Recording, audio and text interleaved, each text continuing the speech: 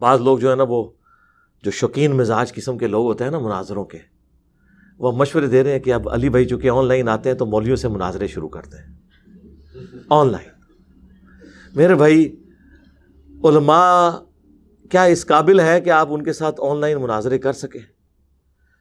ایک پریسیڈنٹ کے طور پہ آپ کو پتہ ہے ہم نے ایک واقعہ کیا اور وہ کس طریقے سے اس کو مس ہینڈل کیا۔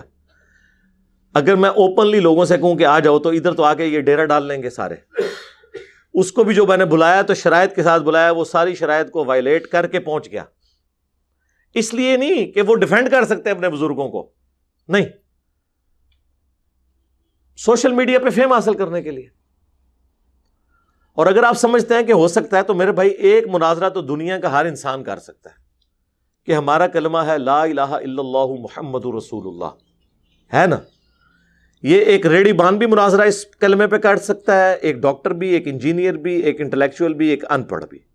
اگر کوئی اس کلمے کے اوپر مناظرہ نہیں کر سکتا تو وہ مسلمان ہی نہیں ہے۔ یہ تو بنیاد ہے نا ہماری۔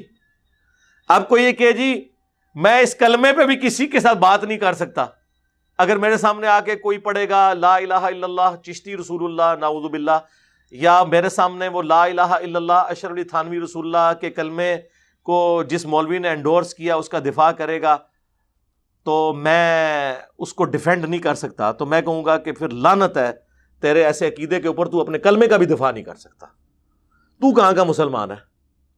مسلمان اگر اپنے کلمے کو بھی نہیں سمجھتا تو لا الہ الا اللہ محمد رسول اللہ یہ وہ کلمہ ہے جس کے اوپر دنیا کا ہر مسلمان جس نے آج بھی کلمہ پڑھا ہے نا، وہ بھی دنیا کے کسی بھی بڑے سے بڑے مولوی کے ساتھ مناظرہ کر سکتا ہے کہ کلمہ یہی ہے۔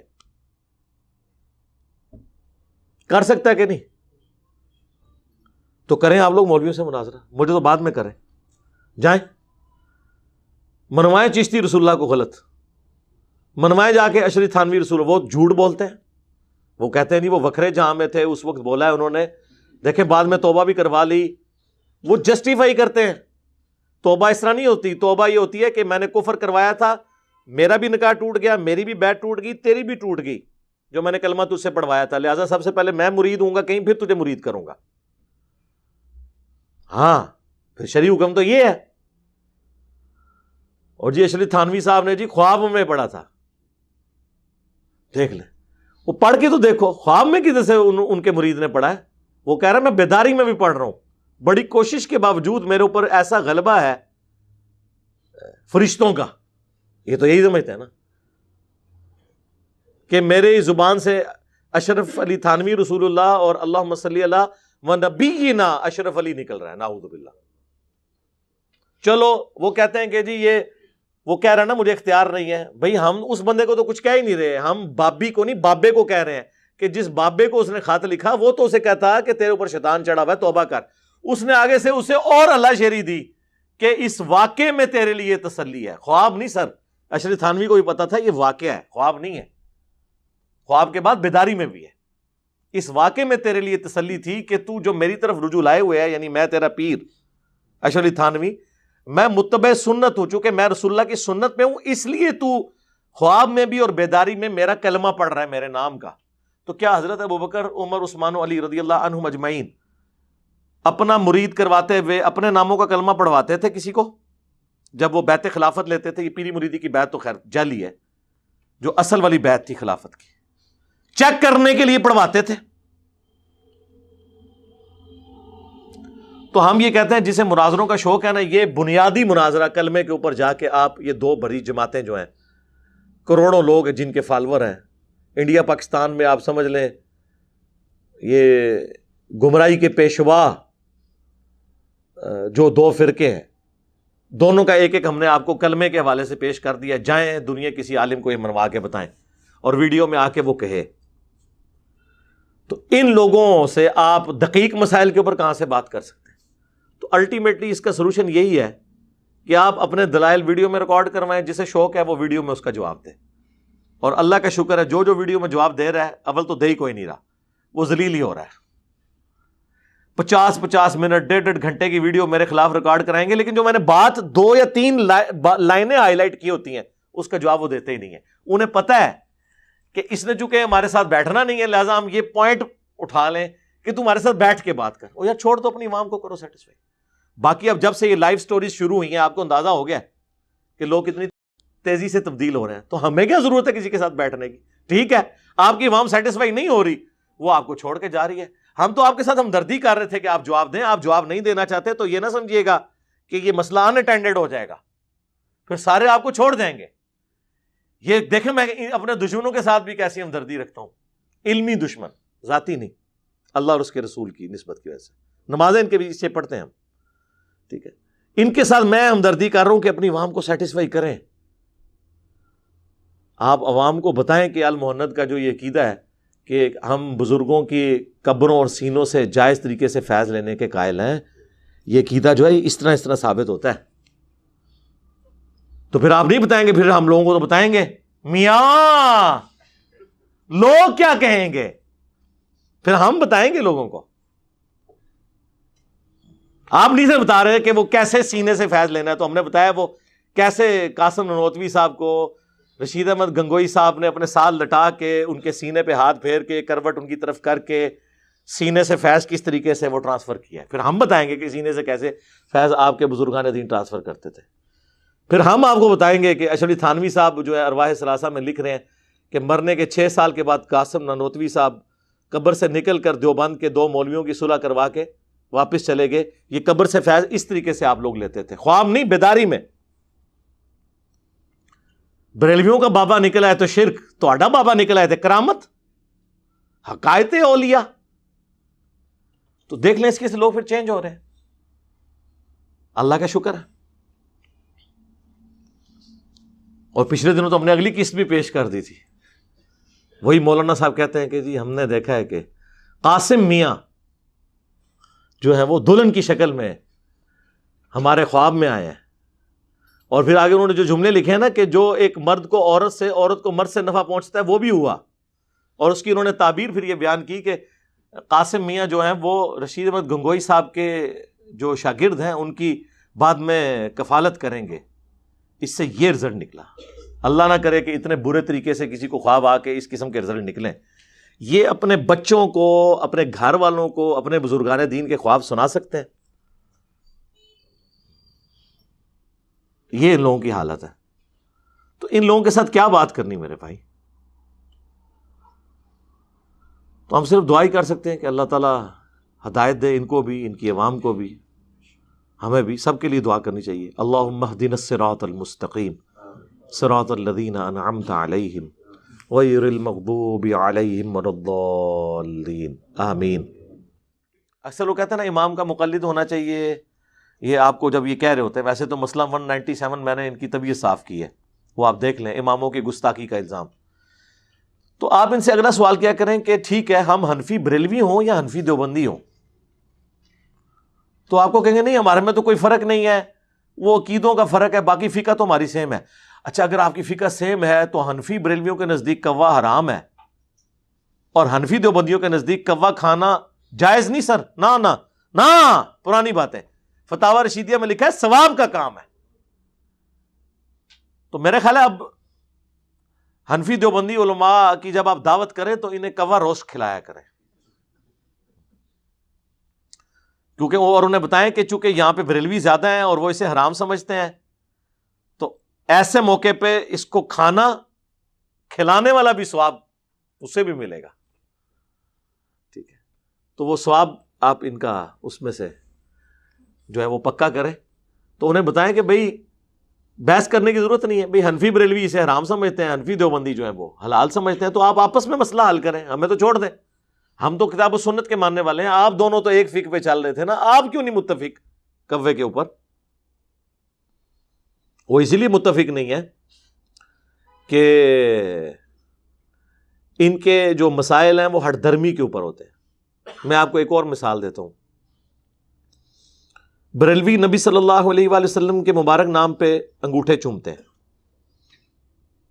دیوبندی کہتے ہیں بدعت ہے, وہ حدیثیں ضعیف ہیں. ہاں فضائل مال میں ہوں تو ضعیف بھی چل جائیں گی, بریلویوں کی ہوں تو وہ نہیں چلیں گی. لیکن آپ کو مزے کی بات بتاؤں, جو فقہ حنفی ہے نا, در مختار کے اوپر حاشیہ ہے رد المختار, جسے فتاوی شامی کہا جاتا ہے، جو دیوبند اور بریلویوں کے نزدیک کامن ہے۔ فتاوی شامی احمد بریلوی سے بھی پہلے لکھا گیا ہے، اس کو دیوبندی بھی مانتے ہیں، بریلوی بھی۔ المہند میں اس کے حوالے موجود ہیں فتاوی شامی کے، دیوبندیوں کی کتاب میں، خصوصاً جو انہوں نے کہا کہ فتاوی شامی میں ہمارے بزرگوں نے لکھ دیا ہے کہ خوارج کی ایک جماعت ہے جو وہابی اہل حدیث ہیں۔ المہند میں انہوں نے اپنے بزرگوں کا نام لکھا ہے۔ اور جال حق میں بریلویوں کے امام نے فتاوی شامی کی عبارت وہابیوں کے بارے میں نقل کی کہ فتاوی شامی میں ان کو ڈکلیئر کیا گیا ہے شیطان کا سینگ، خوارج کی جماعت ہے۔ یہ دونوں نے حوالے لیے میں۔ تو فتاوی شامی میں آپ کو اذان والے چیپٹر میں ملے گا کہ نبی علیہ السلام کا جب نام آئے تو انگوٹھے چوم کے آنکھوں کو لگائے جائیں۔ پہلی دفعہ پڑھا جائے قرۃ عینی بک یا رسول اللہ، اے اللہ کے رسول آپ میری آنکھوں کی ٹھنڈک ہیں۔ دوسری بار جب اذان میں نام سنیں تو انگوٹھے چوم کے آنکھوں کو لگائیں اور کہیں صلی اللہ علیہ یا رسول اللہ، تاکہ وہ درود شریف بھی انہوں نے پورا کرنا تھا نا، کہ بھی لوگ کہیں گے انگوٹھے ہی چوم لیے، درود شریف تو پڑھا ہی کوئی نہیں، تو وہ کہہ رہے ہیں دوسری بار آپ درود شریف پڑھیں۔ اب یہ فتاوی شامی دیوبند اور بریلویوں کی کامن بک ہے فقہ حنفی کی، لیکن اس میں عمل بریلوی کر رہے ہیں۔ دیوبندی انگوٹھے چومنے کو غلط کہتے ہیں، الٹا بدعت کہتے ہیں۔ جب میں شروع میں تحقیق میں تھا نا، G11 میں 2007-8 کی بات ہے، ایک دیوبندی مفتی کے پاس ہمارے آفس کے ایک کولیگ مجھے لے گئے۔ انہیں شک پڑا کہ کہیں یہ مطلب تحقیق کرتے ہوئے تبلیغی جماعت تک، دیوبندیوں تک پہنچے، کہیں آگے ہی نہ نکل جائیں، یہ تو خطرہ انہیں پڑ جاتا ہے۔ اچھا، میں اس وقت وقتی طور پہ دیوبندی ہوا، تبلیغی جماعت میں بھی تھا، رائے وینڈ کا اجتماع بھی اٹینڈ کر کے آیا، لیکن میں انگوٹھے بھی چومتا تھا۔ تو جب وہ وہاں مجھے لے گئے مفتی صاحب کے پاس، تو میں نے ان سے کہا کہ آپ لوگ انگوٹھے کیوں نہیں چومتے؟ یہ تو فقہ حنفی کی بنیادی کتاب میں لکھا ہے، جو دیوبندی اور بریلوی کے فرق سے پہلے کی کتاب ہے، فتاوی شامی۔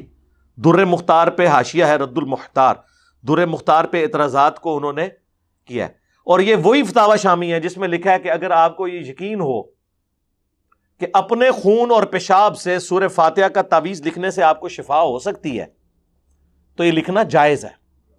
جی، یہ وہی فتاوی شامی ہے جس کا یہ دیوبند اور بریلوی دفاع کرتے ہیں۔ صرف ایک جنا پیدا ہوا ہے، میرا استاد غلام سعود سعیدی صاحب رحمہ اللہ، اللہ تعالیٰ ان کے گناہوں سے درگزر فرمائے، نیک کاموں کا اجر دے، بریلوی محقق تھے، انہوں نے شرح صحیح مسلم میں رد کیا ہے اس کا، لیکن وہ بڑے سٹائل سے رد کیا ہے کہ کہیں ان پہ بھی فتویٰ نہ آئے۔ انہوں نے کہا کہ یقیناً ہمارے بزرگوں کے دلوں میں قرآن و سنت کی عظمت ہم سے زیادہ تھی، یعنی پہلے ہی انہوں نے نا لولو پوپو کر لی، لیکن بال کی کھال اتارنے کی عادت نے انہیں یہاں تک پہنچایا کہ انہوں نے اس قسم کے فتوے لکھے۔ پھر انہوں نے لکھا انسان مر جانا تو گوارا کرے گا، لیکن یہ گوارا نہیں کرے گا کہ اپنے پیشاب یا خون سے سورہ فاتحہ کا تعویذ لکھے۔ تو اب ہم انہی سے، ان کے ماننے والوں سے پوچھتے ہیں کہ یار یہ پھر مر کیوں نہیں گئے فتویٰ لکھنے سے پہلے تمہارے یہ فتاوی شامی لکھنے والے ابن عابدین شامی المتوفا 1252 ہجری، اسے موت کیوں نہیں آ گئی اس سے پہلے کہ یہ فتوے لکھتا؟ آج تک دفاع کر رہے ہیں۔ تو وہی فتاوی شامی ہے۔ تو وہ میں دیوبندی مفتی سے کہنا لگا کہ حضرت وہ فتاوی شامی میں تو لکھا ہوا ہے کہ آپ نے انگوٹھے چومنے ہیں، اور ہم تو حنفی ہیں۔ تو کہنے لگے وہ ہم اس لیے نہیں چومتے کہ بریلوی چومتے ہیں، یعنی یہ وہ مان گئے کہ یہ مسئلہ لکھا ہوا ہے۔ جو میں بار بار کہتا ہوں کہ جب نشانیاں بن جاتی ہیں نا، مسئلے فرقے گود لے لیتے ہیں، بزرگان دین کو فرقے گود لے لیتے ہیں، تو پھر وہ فلرش کرنا شروع کر دیتے ہیں۔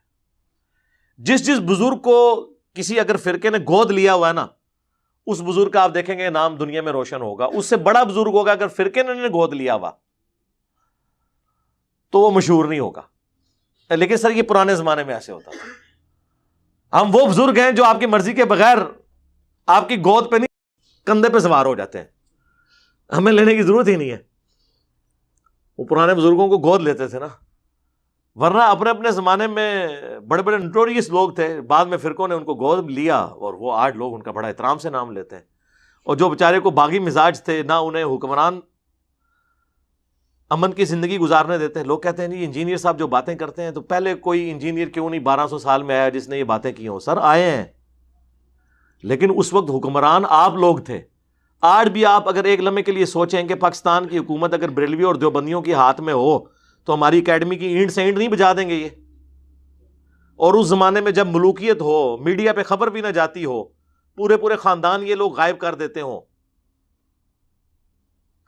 اور کتاب ہاتھ سے لکھی جاتی ہو, اور پوری زندگی کا سرمایہ کوئی آگ لگا دے.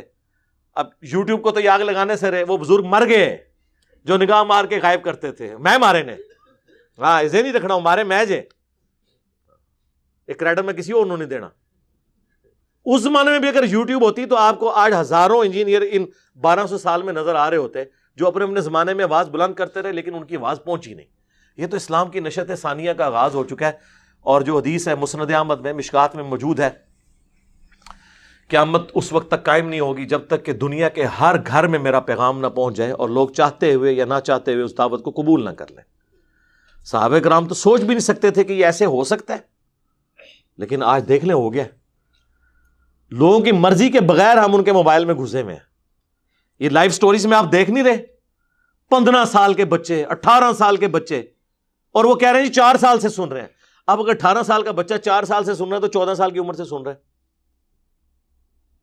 اور کئی لوگوں نے تو اپنے ماں باپ کو بھی چینج کر لیا ہے. جن کے نہیں چینج ہو رہے تو وہ انتظار میں ہے کہ اللہ تعالیٰ جب ان کو اپنے پاس بلا لے گا پھر ہم دعوت کا کام کریں گے.